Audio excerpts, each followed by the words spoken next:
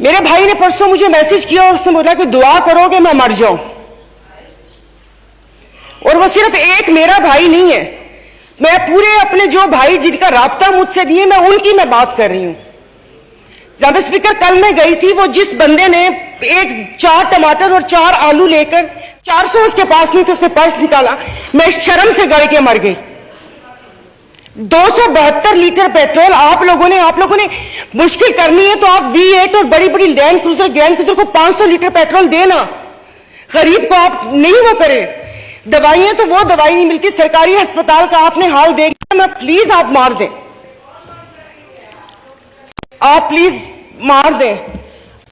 ये मेरी बहन पीछे बैठी हो तो पीछे ही बैठी रहो, अगली दफा की टिकट नहीं मिलेगी अगर ज्यादा चोट ऑनरेबल स्पीकर, मतलब इनके दिमाग मिले ही नहीं उन लोगों से, इनके भूसा भरा हुआ दिमाग में। मेंबर आप मुझे एड्रेस करें और नहीं सर, ये बोलती कोई काम है नहीं, पार्टी में कोई पूछता है नहीं, और यहाँ पर आके सिर्फ ये 4 अल्फाज बोल के और उसको वो कोशिश करती है कि हमने भी उंगली कटवा के शहीदों में नाम लिखवाया। मतलब ये कौन लोग हैं? आप जारी रखें। तो आप मुझे बताइए, अशराफिया तो चली जाएगी यहां से, तो हम बदमाशियों को मार देना कि इस मुश्किल हालात में भी जीने की ख्वाहिश रखते हैं, ये बदमाशी नहीं है तो और क्या है? इज्जतें नीलाम हो। अभी तो पहले किसी ने मुझे कहा कि आगे क्या होगा, बच्चे तो बिकते थे, इज्जतें भी नीलाम होती थी। आई एम सॉरी, भले आप एक्सपेंस कर दीजिएगा अल्फाज, पहले ढके छुपे होती थी, अब खुलेआम होंगी। और मैं इज्जत नहीं बोलूंगी, जिस्म फरोशी बोलूंगी, क्योंकि अगर इज्जतें बिक रही होती तो सब खरीद लेते, फिर बिल लाने की जरूरत ना पड़ती कि इज्जत दो हमें, सब यहां पर बैठे हुए इज्जतें खरीद लेते अगर इज्जत बिक रही होती। तो आप मुझे बताएं कि कोई लाया अमल दे दें कि अगले 5 साल तक ये मुश्किल हालात बर्दाश्त कर लो या 10 साल तक बर्दाश्त कर लो, तो फिर भी तसल्ली हो कि ठीक है मैं नहीं रही तो ठीक है मेरे बच्चे उसमें रहेंगे। सर आपने तो बच्चों से जीने का हक छीन लिया इन लोगों ने। 20,000 वाला क्या करेगा? और इंसाफ की आप बात करते, मैं तो अदालतों वाली इंसाफ या उस चीज की अभी वहां तक तो मैं गई नहीं। आप ये चीजों को देख लें, यानी कि मेरी अगर आमदन 10 लाख रुपए महीना आता है, मैं भी वही मुर्गी खरीद रही हूँ 800 रुपए किलो, और मेरा ड्राइवर बच्चल जिसकी 30,000 रुपए तनख्वाह है वो भी 800 खरीद रहे हैं। वो दूध 200 रुपए किलो मैं भी ले रही हूँ, 200 किलो वो भी ले रहे हैं। मैं घर में अब ग्रोसरी नहीं लाती इसलिए कि मुझे शर्म आती है कि वो ड्राइवर बावर्ची उठाएगा तो उसके दिल में क्या होगा कि ये थैले भरे आ रहे हैं और उसके घर में खाने को है या नहीं है। 2-2 किलो की चीज मंगवा लेती हूँ कि जाओ बेटा सामने से लेकर आ जाओ। तो आप मुझे बताएं, मतलब थोड़ा सा जीने का हक दे दे, खुदा पाक को जाके जवाब देना। यहां पर आप आयतें पढ़ाते हैं, आयतें पर्दा कर चुकी हैं, आयतें पर्दा कर चुकी हैं। अभी ये कहते हैं वो तकरीर ना, ये इनको शर्म नहीं आती, रात के अंधेरे में पेट्रोल का पंप गिराते हैं, तो वो भी जरूर रात के अंधेरे में पेट्रोल का पंप गिराते हैं। मुझे तो समझ नहीं आ रही थी, चश्मा नहीं था, मैंने कहा ये क्या हो गया, शायद मैं रात को रोई हूं, अल्लाह पाक ने मेरी दुआ सुन ली। पता चला वो पिछले थे मैसेजेस ना, जब वो यहां पर बैठा करते थे। अब सब कुछ जायज है, सब कुछ हलाल है। यहां पर बहुत तुर्की हमारे भाई हैं, और शुक्र अल्हम्दुलिल्लाह शाम का नाम भी लिया, क्योंकि पहले 1 हफ्ता तो उस बेचारे का नाम ही नहीं था। फिर जब इंटरनेशनल मीडिया ने डालना शुरू किया तो हमने भी शाम बोलना शुरू कर दिया। हमारे भाई हैं, हमारे मुश्किल वक्त में खड़े होते हैं, दिलो जान से मदद करनी चाहिए।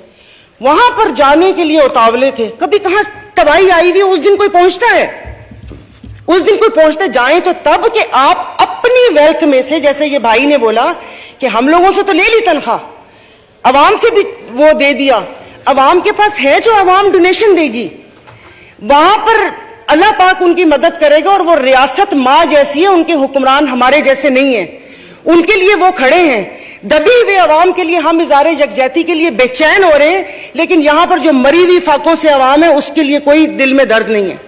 तो अभी ये आइन की तकरीबात के लिए कितने पैसे वो हुए, इन्होंने अभी बोला कि हम तनख्वाह नहीं ले रहे। 1,80,000 से क्या होता है, वो तो वैसे ही एक वक्त का खाना है, खाना पीना तो। लेकिन बाकी जो चीजें हैं वो, ये जो गाड़ियां, ये फ्यूल कार्ड, इनकी ताम झाम, इन सब पे कितना पैसा खर्च होता है। देखो खुदा का खौफ कर ले, मेरे पास कोई अल्फाज नहीं है, ये सारा कुछ मैंने लिखा था लेकिन ये बेफजूल है। मैं किसको इशारिया सुनाऊंगी कि 13 पॉइंट ये हुआ, मोडीज की रेटिंग ये है, वो ट्रांसपेरेंसी ने ये बोला वो बोला। हम में से तो किसी को भी जरूरत नहीं है, सब अल्हम्दुलिल्लाह खाते पीते घरानों से हैं, सब अल्हम्दुलिल्लाह खाते पीते घरानों से, लेकिन किसी और का तो सोच लें। तो ये यहाँ पर प्लीज, मतलब अब तकरीबन साल होने वाला है, आप भी कहते रहे, लेकिन यहाँ पर आने की तौफीक नहीं हुई।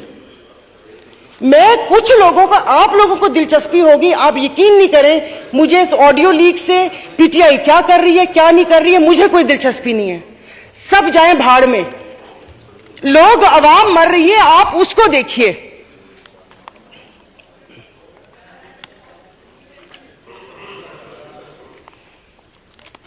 तो खुद ही कह लेते इनसे सिफारिश क्यों करवाएं। मोहतरमा कंक्लूड कीजिए, वाइंड अप कर ले। तो मैं वाइंड अप ही कर रही हूं। मेरे पास तो कोई, जाहिर है वो इतने ना इशारिये हैं, ना मैंने मुआशियात इतनी पढ़ी हुई है। कॉलेज नहीं था वो, ऐसे ही वो कॉलेज था, साइंस कॉलेज नहीं था, आर्ट्स कॉलेज था, समझ भी नहीं आती थी। मुआशियात एग्जाम था, 30 नंबर थे, 3 ग्रेस मार्क मिले थे, 33 नंबर है मुआशियात के। और एक ही याद है कि इंसान मौशी जानवर है, लेकिन घर का किचन चलाती हूं, घरेलू औरत हूं, तो मुझे पता है कि ये सब, आई एम सॉरी, ये सब बकवास है ये जो बता रहे हैं। इससे ये होगा, इससे वो होगा, इससे ये होगा, इससे वो होगा। जिस वक्त खाना बनाने या किचन में खड़े ना, उस वक्त आटे दाल का भाव पता चलता है। शुक्रिया, बहुत मेहरबानी।